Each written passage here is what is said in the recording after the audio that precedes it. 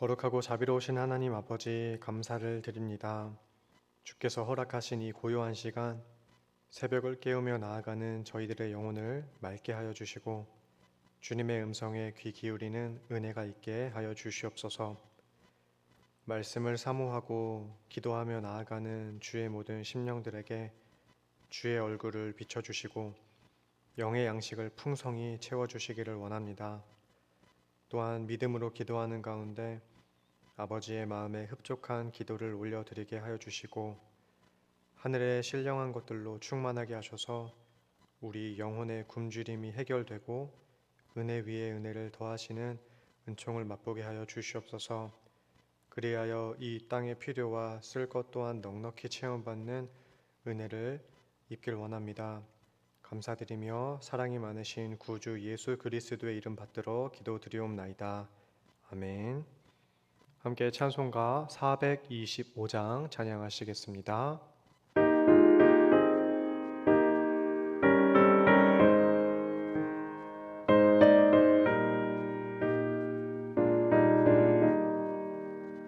주님의 뜻을 이루소서. 고요한 중에 기다리니 지능과 같은 날 빚으소. 주님의 영성 만드소서. 주님의 뜻을 이루소서. 주님 발 앞에 엎드리니 나의 맘속을 살피시소. 눈보다 이게 하옵소서.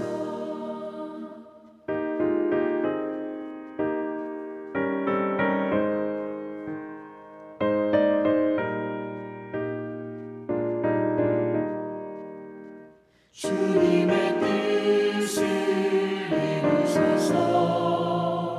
병들어 몸이 피곤할 때 권능의 손을 내게 펴서 강건케 하여 주옵소서.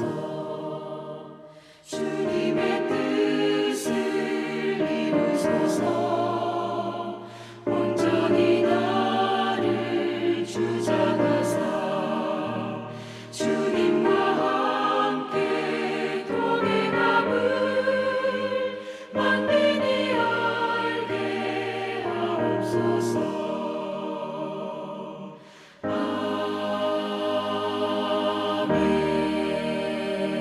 아멘. 오늘 함께 보실 말씀 잠언 13장 14절에서 25절까지의 말씀입니다. 잠언 13장 14절부터 끝절 25절까지의 말씀 제가 봉독해 드리겠습니다.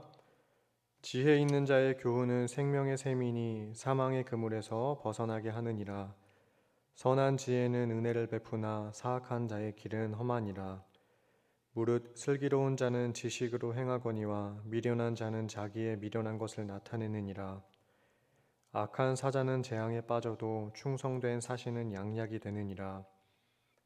훈계를 저버리는 자에게는 궁핍과 수욕이 이르거니와 경계를 받는 자는 존영을 받느니라. 소원을 성취하면 마음에 달아도 미련한 자는 악에서 떠나기를 싫어하느니라. 지혜로운 자와 동행하면 지혜를 얻고 미련한 자와 사귀면 해를 받느니라. 재앙은 죄인을 따르고 선한 보응은 의인에게 이르느니라.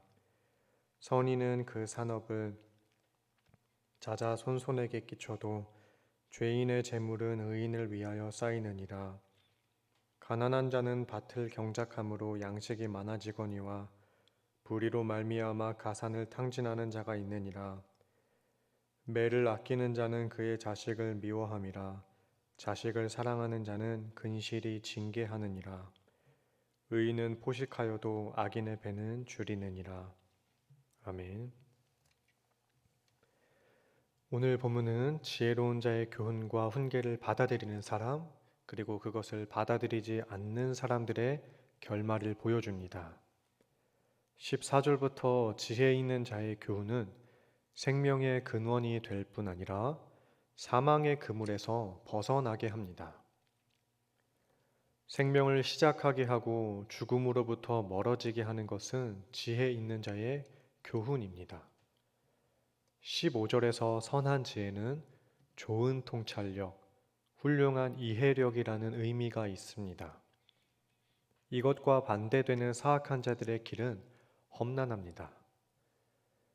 이와 같은 맥락에서 16절에서는 무릇 슬기로운 자는 지식으로 행하지만 미련한 자는 미련함을 나타낸다고 말씀하고 있습니다. 지식은 성실하게 살아가는 삶의 경험과 그 속에서 깨우치는 사색 속에서 생겨납니다. 반면에 미련한 자는 그런 모습이 없기 때문에 자신의 무지와 어리석음을 여과 없이 드러냅니다. 이처럼 지혜 있는 모습과 미련함이 구분되는 기준은 무엇일까요? 1절을 다시 보시면 지혜 있는 자의 교훈은 생명의 샘이다 말씀합니다. 우리에게 지혜는 저절로 생겨나지 않습니다. 특히 그리스도인에게 있어서는 참된 지혜이신 예수 그리스도를 믿고 그분의 생애를 주목하고 주님의 발작을 뒤따라가면서 예수님의 인격과 성품을 닮아갈 때, 그러할 때 생겨납니다. 이렇게 삶으로 가르쳐 주신 주님의 지혜로운 교훈을 받아들이는 것이 지혜의 길, 구원의 길입니다. 우리는 주님을 소개하는 성경의 가르침을 통해 사망의 그물에서 벗어나고 험한 길에서 빠져나올 수 있습니다. 버릴 것 하나 없는 이 주님의 말씀을 빠짐없이 아멘으로 받아들이는 우리 모두가 되시기를 간절히 소원합니다. 17절부터는 악한 사신과 충성된 사신, 훈계를 무시하는 자와 자기 삶을 교정할 줄 아는 사람을 대비하고 있습니다. 사자는 명령을 받고 전달하는 심부름꾼입니다. 통신수단이 발달하지 않은 고대 사회에서 이러한 사신의 역할은 지금의 휴대폰만큼이나 정말 중요했습니다. 우리가 휴대폰을 쓸 때 바이러스에 걸리거나 망가진다면 아무 일도 할 수 없는 것처럼 당시의 심부름꾼이 악한 마음을 품고 제 기능을 해주지 않는다면 큰 문제가 생깁니다. 반대로 충성스러운 전달자는 정확하게 명령자의 뜻을 수행합니다. 그래서 발신자나 수신자 모두가 이 충성스러운 사신을 통해 차질 없이 일들을 진행해 나갈 수가 있습니다. 18절은 훈계를 무시하는 자의 수치와 그러한 훈계를 받아들여서 자기 자신을 교정해 나가는 사람의 모습을 비교합니다. 훈계는 삶의 교훈을 통해 그릇된 것을 바로 잡는 가르침을 의미합니다. 따라서 훈계를 자주 듣는다는 것은 나의 부족함이 드러나는 것이기 때문에 민망할 수가 있긴 하지만 교정할 수 있는 기회를 얻는 것이기 때문에 정말 감사한 가르침으로 받아들일 수가 있습니다. 그러한 맥락에서 24절은 자녀에게 매를 드는 부모의 모습을 보여주고 있는데요. 이때 잠언 기자는 사랑하는 자는 근실이 징계한다 말씀하고 있습니다. 십수년 전 체벌을 반대하는 분들은 사랑에 매라는 것은 없다. 말이 좋아서 사랑에 매이지 폭력이지 않은가 주장하기도 했습니다. 오늘 본문에서 나타나는 일종의 사랑의 매도, 자녀 육체에 물리적인 고통을 가하는 그러한 체벌과 같은 훈계를 말하는 것은 아닙니다. 생명의 샘을 전달하는 지혜로운 교훈을 의미합니다. 어느 책의 제목처럼 꽃으로도 때리지 말라는 말에 우리가 충분히 동의합니다. 그러나 문제가 있는데요. 그러다 보니 훈계 자체가 사라져 간다는 데 있습니다. 시내산에서 율법을 받은 모세는 황금 송아지를 만들어 섬기던 백성들에게 불같이 화를 내고 징계를 내렸습니다. 예수님께서도 성전에서 장사하는 사람들의 잘못을 보시고 채찍을 드셨습니다. 히브리서 12장 6절에서도 주께서 그 사랑하는 자를 징계한다고 하십니다. 체벌이 문제가 되어서 없앴더니 훈계가 사라지는 더 큰 문제가 생겨버렸습니다.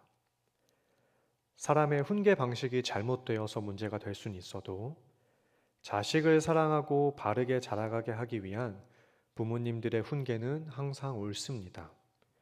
그래서 이러한 훈계는 없어져서는 안 되는 중요한 가르침 중에 하나입니다. 이것을 포기하는 사랑은 우리 다음 세대를, 우리의 자녀들을 기형적으로 성장시킬 수가 있습니다. 성경은 훈계를 받는 이가 미련한 사람이 아니라 훈계를 하지 않는 사람, 그리고 그러한 훈계를 받아들이지 않는 사람, 이렇게 훈계 자체를 외면하는 사람들을 미련하다고 말씀하고 있습니다. 조급함이라는 인간의 그러한 부족한 감정을 빼내고 주님의 말씀으로, 신앙으로, 사랑으로 훈계를 할 때 우리의 자녀들은 스스로를 교정시키며 성장해 나갈 수 있습니다. 지혜로운 어르신 중에서 자식들에게 성실함보다는 요령을 피워라, 게으르게 살아라, 조금은 불이하게 지내도 괜찮다 라면서 듣기에 편안한 말씀을 남기는 분은 없습니다. 사랑하기 때문에 그렇습니다. 자녀 세대의 미래를 내다보고 있는 지혜로운 부모님, 지혜로운 스승이라면 자녀가 그리고 제자가 잘못된 길로 이탈할 때 그대로 내버려 두지 않습니다. 훈계를 하는 방식에 차이가 있을 뿐 반드시 올바른 길로 인도를 하는 것이 사랑하는 사람의 의무입니다. 우리 세대 가운데 오늘 본문이 말씀하는 올바르고 애정이 넘치는 그러한 훈계가 사라지지 않기를 소원합니다. 마지막 25절에서는 의인은 포식을 해도 악인의 배는 굶주린다고 말씀합니다. 그런데 사실 우리가 살아가는 세상을 보면 오히려 악인이 배를 불리고 올바르게 살아가는 사람이 굶주리는 경우를 훨씬 더 많이 목격할 수 있습니다. 우리가 잠언을 읽어 나갈 때 각 구절에서 말씀하는 지혜의 속성이나 그것의 결론에 대해서는 크게 반감을 가지지 않습니다. 하지만 직접 세상살이를 할 때의 모습에서 잠언의 말씀을 비추어 본다면 생각보다 어긋나 있는 경우를 보게 됩니다. 미련한 자가 잘 되고 올곧게 살기보다는 타협하는 인생들이 높은 지위에 오르고 성공하기도 합니다. 그 오래전 외쳐졌던 무전유죄, 유전무죄의 실정은 약 30년이 지난 요즘에도 변함이 없습니다. 과연 말씀처럼 사악한 자의 길이 험난한지 주의 깊게 살펴보면 잠언과 반대되는 세상의 모습을 볼 때가 너무나 많습니다. 그래서 우리는 잠언을 읽을 때 직접적이고 직설적인 말씀에 공감을 하면서 끄덕이기도 하지만 때로는 우리네 현실과 동떨어져 있는 구절들을 보면서 고개를 갸우뚱하기도 합니다. 그러나 그렇기 때문에 오늘까지 잠언의 말씀이 우리에게 하나님의 말씀으로 주어지고 있다는 것을 기억해야 합니다.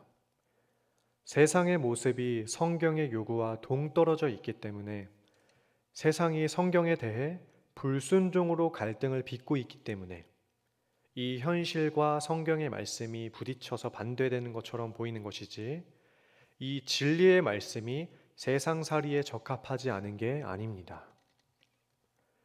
성경과 사람들의 삶의 모습이 안 맞는 이유는 악이 득세하는 세상의 불균형이 문제이지 성경이 잘못된 게 아니라는 것을 기억하시기를 소원합니다.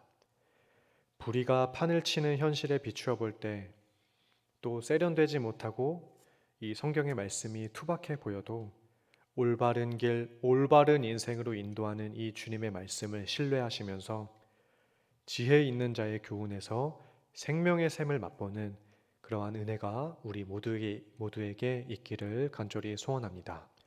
기도하겠습니다. 사랑과 은혜가 풍성하신 하나님 아버지, 감사를 드립니다.